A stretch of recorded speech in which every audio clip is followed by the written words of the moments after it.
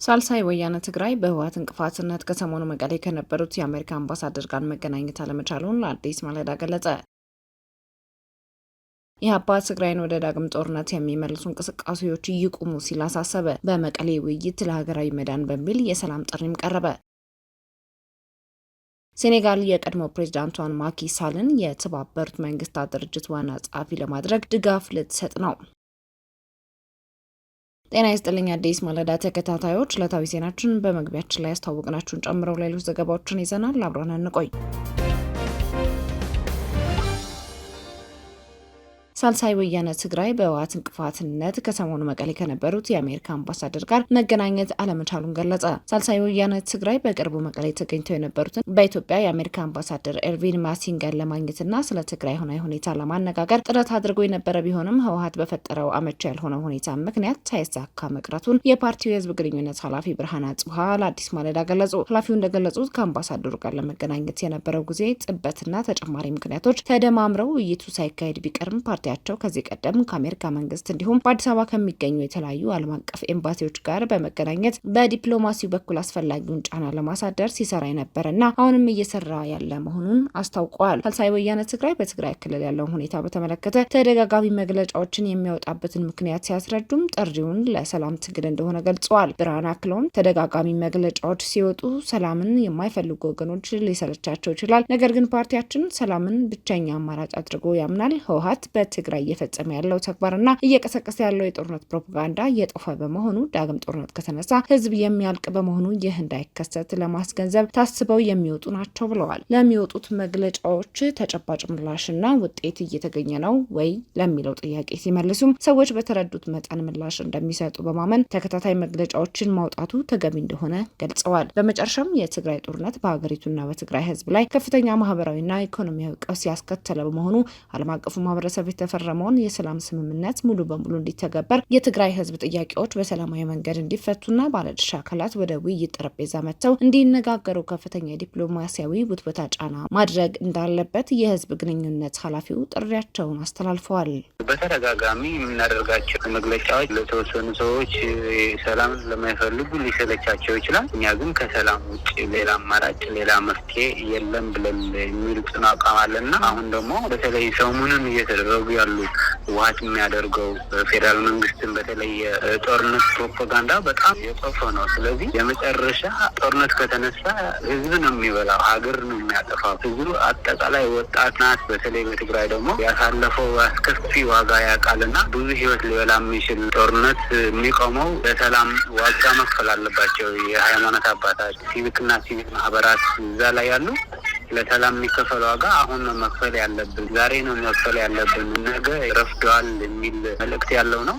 ዓለም አቀፍ ኮሚኒቲውም ጫና አሳድሮ እነዚህ ሁለቱም ኃይላት መልሰው ቀጠናዊ ትርምስ ሊያመጣ የሚችል ጦርነት ሊከፍቱ ጫፍ ላይ ስለደረሱ በዲፕሎማሲያዊ ጫና አቁሞ ወደ ጠረጴዛ እንዲመለሱ የሚል ነው። ስለዚህ መንግስታትም ማለት የኛ ብቻ ሳይሆን የሌሎችም ድምር ውጤት አሁን የተወሰነ ማለት ጦርነት አቁም የሚል ጫናዎች እየመጡ ነው እና ላይ የሚገፋበት የሀገር ውስጥም በውጭም ያልተደራጁ ሲቪክና ሲቪል መብት ተቋማት ሌሎችም እሱን አጠናክረን እየቀጠልን ስለሆነ ዲፕሎማሲያዊ ጫና እንዲመጣ ሰዎች ተገድደው ወደ ጠረጴዛ እንዲመጡ ብረት የያዙ ሰዎች ወደ ጠረጴዛ እንዲመጡ እሱን ይሰራንበት ስለነበረ እዛ ተጠቅያ ነው። ሪስፖንስ ምን ያህል ነው የሚል ሰው እንደገባው በገባው ጊዜ በገባው ልክ ነው ሪስፖንስ የሚያደርገው ብለን ስለምናም ይሄ ግን በተከታታይ መሰራት አለበት። በጦርነት ትንሽ ነገር ነው የሚወቃው፣ የሰላም ዋጋ ትልቅ ስለሆነ እዚህ ሰላም ላይ ድረስ አድርገን በደንብ ጊዜ ወስደን መስራት አለብን ከሚል የፓርቲያችን መሰረት አድርገን ያወጣ ነው። ባለፈው አልተገናኘንም። ያልተገናኘንበት ምክንያት ብዙ ምክንያቶች አሉ። ያሉ ሀይል የሚያደርጋቸው አመቺ ያልሆኑ ሁኔታዎች ስለነበሩ አልተገናኘንም። ከዚህ በፊት ግን በተደጋጋሚ ከአሜሪካ መንግስት ከሌሎች ኤምባሲዎችም አዲስ አበባ ያሉ በውጭ ዓለም አቀፍ ኮሚኒቲ በተለያዩ መንገዶች በተለያዩ ምክንያቶች በተለያዩ ጊዜያት እየተገናኘን ነው። ጫናዎች እንዲመጡም አብተን እየሰራን ነው። እንገናኛለን። አሁንም በሚቀጥል ጊዜያት ከእነዚህ ከሚመለከታቸው ጫና ይፈጥራል የሚል እምነት የጣልንባቸው ኤምባሲዎችና ተወካዮችን ንግግር እናደርጋለን፣ እያደረግን ነው።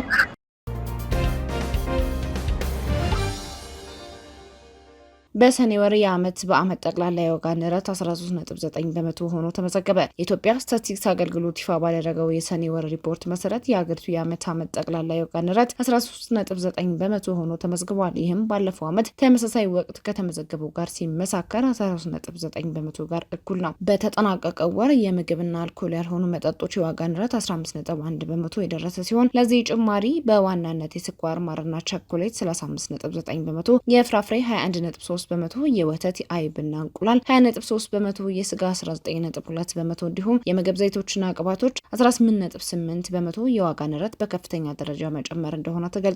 በሌላ በኩል ምግብ ነክ ያልሆኑ የሸቀጦችና አገልግሎቶች የዓመት በዓመት የዋጋ ንረት 12.2 በመቶ ሆኖ ተመዝግቧል።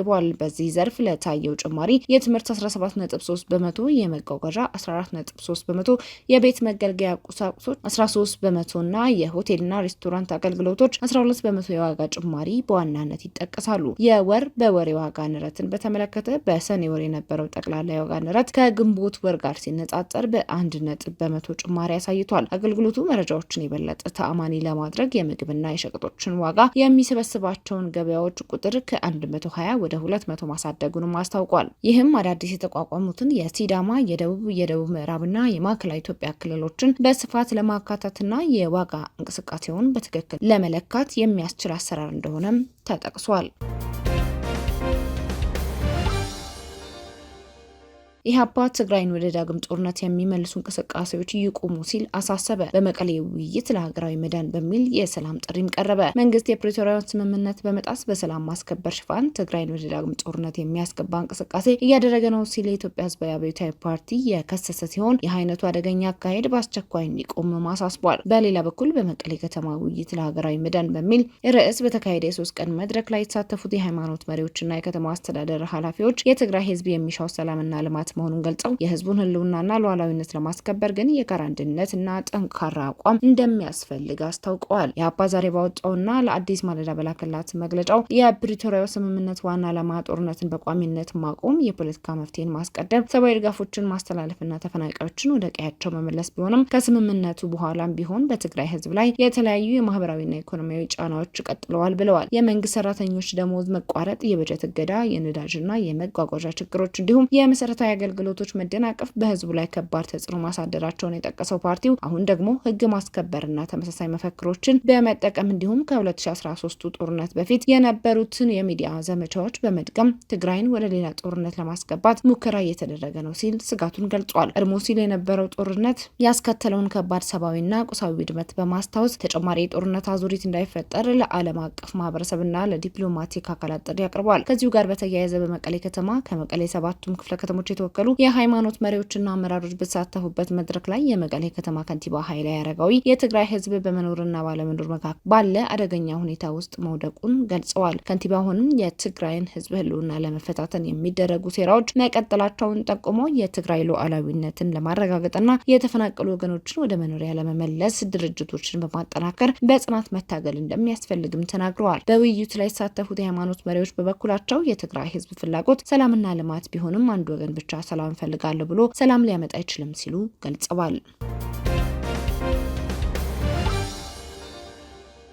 ሀገራዊ ምክክር ጉባኤ አጀንዳው ላይ መወያየት ከጀመረ ሁለተኛ ቀኑን ሲይዝ ጉባኤው በይፋ ከተጀመረ ደግሞ 7ኛ ዕለቱ ላይ ይገኛል። አዲስ ማለዳ በዛሬው ዕለት በአዲስ ኮንቬንሽናል ሴንተር ተገኝታ የምክክር ሂደቱ ምን እንደሚመስል ተመልክታለች። ይህም ተመካካሪዎች በቡድን በመሆን በተሰጣቸው አጀንዳ ላይ እየመከሩ ነው። እያንዳንዱ ቡድን ከተሰጣቸው አጀንዳዎች ውስጥ ባሉ ንዑስ አጀንዳዎች ላይና መሪ ሀሳቦች ላይ እየተወያየ ሲሆን አዲስ ማለዳም በሀገር ግንባታ፣ በፌዴራል ከተሞች አወቃቀር ማለትም በአዲስ አበባና ድሬዳዋ እንዲሁም በመንግስት አደረጃጀት ላይ የሚመክሩትን ተመልክታለች። የምክክር ሂደቱ አንድ የስራ ቡድን 500 ተሳታፊዎችን ያቀፈ ሲሆን በስሩ ደግሞ 50 አባላትን የያዘ 10 ንዑስ ቡድኖችን የታቀፈ ነው። አጠቃላይ 80 አነስተኛ ንዑስ ቡድኖች ያሉት መሆኑን ኮሚሽኑ በትናንትናው ዕለት ማስታወሱ ይታወቃል። ለ3 ቀናት በአንድ ቡድን 10 ተመካካሪዎች ደረጃ በሁሉም ንዑሳን አጀንዳዎችና መሪ ጥያቄዎች ላይ ከተወያዩ በኋላ ሐሙስና አርብ ደግሞ እያንዳንዱ ቡድን በሁሉም ጥያቄዎች ላይ ለጠቅላላው 50 ሰው ሀሳቡን የሚያቀርብ ይሆናል። በሀገራዊ የምክክር መድረክ የሀገረ መንግስት ግንባታና የማንነት ጥያቄዎች በስፋት እየተመከረ እየተሰነዘረባቸውም ይገኛል። በዚህም ላይ የሀገረ መንግስት ግንባታ፣ የማንነት ጥያቄዎችና የታሪክ አጻጻፍ ፍትሐዊነትን ጨምሮ በዋና ዋና ሀገራዊ አጀንዳዎች ላይ ሰፊ ውይይት እየተደረገ መሆኑን አዲስ ማለዳ በቦታው ተገኝታ ከተመለከተችውና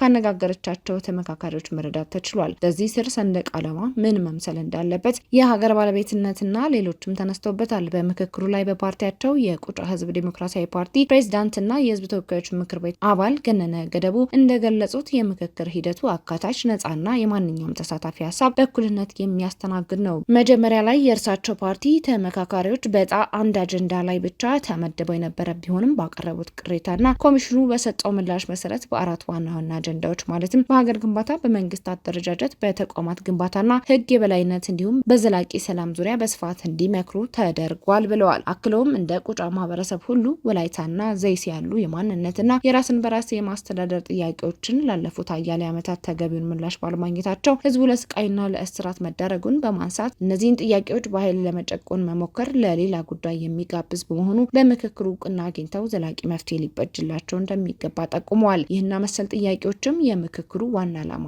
እንደሆኑ አንስተዋል። ግን አክለውም የእሳቸው ቡድን የተወያየበት የኢትዮጵያ ታሪክ የሁሉም ብሔር ብሔረሰቦች የጋራ ተጋድሎ ውጤት መሆኑ ተሰምሮበታል ባይ ናቸው። እንደ አድዋና ካራማራ ባሉ ታሪካዊ ክስተቶች ላይ የሁሉም ዜጎች አስተዋጽኦ እኩል እውቅና እንዲያገኝና የገዢና ተገዢ ትረካዎችን በመተው አስታራቂ ታሪክ ላይ መስማማት እንደሚያስፈልግም ገልጸዋል። የምክክሩ ዋና ግብ በሀገሪቱ የፖለቲካ ምህዳር ውስጥ የሚታዩ የገመድ ጉተታዎችን በማስቀረት በሰንደቅ ዓላማ፣ በታሪካዊ ምልክቶችና በሀገረ መንግስት ግንባታ ዙሪያ መላው ኢትዮጵያዊ ወጥ የሆነ የጋራ አቋም እንዲይዝ ማስቻል እንደሆነም ጠቁመዋል። በሌላ በኩል ደግሞ አዲስ ማለዳ የታዘበችው የአዲስ አበባና ድሬዳዋ ከተሞች አስተዳደራዊ ማዕቀፍን የሚመለከተው አጀንዳን ነው። በሀገሪቱ የፌዴራል ከተሞች ነባራዊ ሁኔታ፣ የህግ ማዕቀፍ፣ የባለቤትነትና የጋራ ተጠቃሚነት ጉዳዮች ዙሪያ ሰፊ ውይይቶች እየተደረጉ ሲሆን ለዚህም መሰረት አዲስ ማለዳ የአንድ ቡድን ተመካካሪን እና አዲስ አበባን ወክለው ከሚመክሩት መካከል አነጋግራለች። ተመካካሪዋ አዲስ አበባና ድሬዳዋን የሚመለከቱ ነባር የህግ ማዕቀፍና አሰራሮች አሻሚዎች በመሆናቸው ከተሞች የፌዴራል ከተማ ሆነው እንዲቀጥሉ ግልጽ የሆነ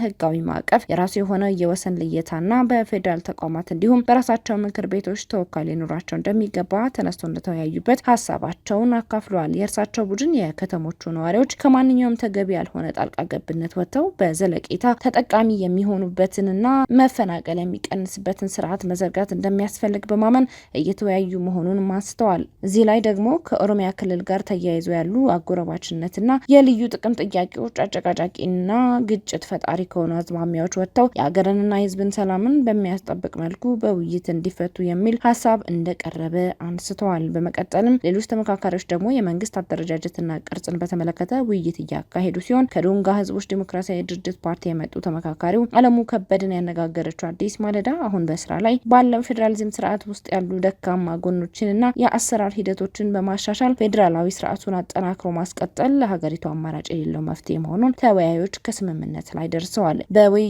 ወቅት በሶስት ዋና ዋና የመንግስት ስርዓት እንደ አማራጭ እንደቀረቡ አንስተው በፕሬዝዳንታዊ፣ በፓርላሜንታዊና በከፊል ፕሬዝዳንታዊ ስርዓቶች ዙሪያ ጥልቅ ክርክር እንዳደረጉም አንስተዋል። ተመካካሪዎቹ የእነዚህን ስርዓቶች አዎንታዊና አሉታዊ ጎኖች ከገመገሙ በኋላ የኢትዮጵያን የብዙ ብሔር ብሔረሰቦች ብዝሃነት በፍትሐዊነት ለማስተናገድና ሀገራዊ አንድነትን ለማጠናከር ተመጣጣኝ የምርጫ ስርዓት የታከለበት ፓርላሜንታዊ ስርዓት የተሻለ አማራጭ መሆኑን የውይይት ቡድናቸው ሀሳብ ማቅረቡን ገልጸዋል። የሀገራዊ ምክክሩ የውሳኔ አሰጣጥ ሂደት ከታች ወደ ላይ የሚሄድና ሙሉ በሙሉ በጋራ ስምምነት ላይ የተመሰረተ መሆኑን ያነሱት አለሙ አጀንዳዎች በየቡድኑ ወደ 50 በሚጠጉ ተሳታፊዎች ተከፋፍለው የመጀመሪያ ደረጃ ውይይት ይደረግባቸዋል ብለዋል። በመቀጠልም ከየቡድኑ የሚመጡ ሀሳቦች በጸሐፊዎችና በቃለ ጉባኤ አያዦች ተቀናጅተው ወደ 250 በመቀጠልም ወደ 500 ተሳታፊዎች በማድረግ ሰፊ ግምገማና ትችት ይደረግባቸዋል ብለዋል። በውይይቱ ወቅት አከራካሪ ሀሳቦች ሲያጋጥሙ ነገሮችን በማስማማት ወደ ቀጣይ ምዕራፍ የሚያሸጋግር የጋራ ኮሚቴም እንደተዋቀረ አንስተዋል። አዲስ ማለዳ በርከት ያሉ ቡድኖችን ምክክር የታዘበች ቢሆንም ያነጋገረችው ከሶስቱ አጀንዳ ተመካካሪዎች ከአንድ ንዑስ ቡድን ውስጥ ያሉ አንዳንድ ተመካካሪዎችን ነው። ሴኔጋል የቀድሞ ፕሬዝዳንቷን ማኪ ሳልን የተባበሩት መንግስታት ድርጅት ዋና ጸሐፊ ለማድረግ ድጋፍ ልትሰጥ ነው። የሴኔጋል የቀድሞ ፕሬዝዳንት ማኪ ሳል የሚቀጥለው የተባበሩት መንግስታት ድርጅት ዋና ጸሐፊ ለመሆን የሚያደርጉትን ጥረት እንደምትደግፍ አስታወቀች። ይህ ውሳኔ የተሰማው ማኪ ሳል በዳካር አሁን ላይ በስልጣን ላይ የሚገኙትን ፕሬዝዳንት ከጎበኙ ከ3 ቀናት በኋላ ነው። የሀገሪቱ መንግስት እንደ አውሮፓውያኖች አቆጣጠር ከ2012 እስከ 2024 በፕሬዝዳንትነት ያገለገሉትን ማኪ ሳልን እስካሁን ድረስ ለመደገፍ ፈቃደኛ አልነበረም። የቀድሞ ፕሬዝዳንት በስልጣን ዘመናቸው የመጨረሻ ዓመታት የበርካታ ሰዎችን ህይወት የቀጠፈ የፖለቲካ ጭቆና ፈጽመዋል፣ እንዲሁም አሳሳች የሆኑ የኢኮኖሚ መረጃዎችን አቅርበዋል በሚል ይከሰሳሉ። በአሁኑ ወቅት በስልጣን ላይ የሚገኙት ፕሬዝዳንት ባሲሩ ዲዮማዬ ፋዬ እንደ አውሮፓውያኖች አቆጣጠር በ2024 ወደ ስልጣን የመጡት በቀድሞ ፕሬዝዳንት ላይ በተቀሰቀሰ ከፍተኛ ህዝባዊ ተቃውሞና ቅሬታ ተንተርሰው ነበር። ይሁንና የሴኔጋል የውጭ ጉዳይ ሚኒስቴር እንዳስታወቀው ፕሬዝዳንት ባሲሩ ሴኔጋል ሙሉ ድጋፏን ለቀድሞ ፕሬዝዳንት እጩነት እንድትሰጥ መወሰናቸውን ገልጿል። ሚኒስቴሩ አክሎም መንግስት እና በአጠቃላይ የሴኔጋል ዲፕሎማሲያዊ አውታር በተባበሩት መንግስታት አባል ሀገራት ዘንድ የእሳቸውን እጩነት እንዲያስተዋውቁ መታዘዛቸውን አስታውቋል። የቀድሞ ፕሬዝዳንት ወደ ሴኔጋል ዋና ከተማ ዳካር ሲደርሱ በሺዎች የሚቆጠሩ ደጋፊዎች አቀባበል ያደረጉላቸው ቢሆንም ጉብኝታቸው ከተቺዎች ዘንድ ከባድ ወቀሳ ገጥሞታል። ተቺዎቹ የቀድሞ ፕሬዝዳንት በስልጣን ዘመናቸው ለተከሰቱ የሰዎች ሞትና የሰብአዊ መብት ጥሰቶች ምላሽ እንዲሰጡና ተጠያቂ እንዲሆኑም ጠይቀዋል። ለዕለቱ የያዝናቸው ዜናዎች በዚሁ ተጠናቀዋል። አዲስ ማለዳን ሰብስክራይብ ማድረግ አይዘንጉ። ጤና ይስጥልኝ።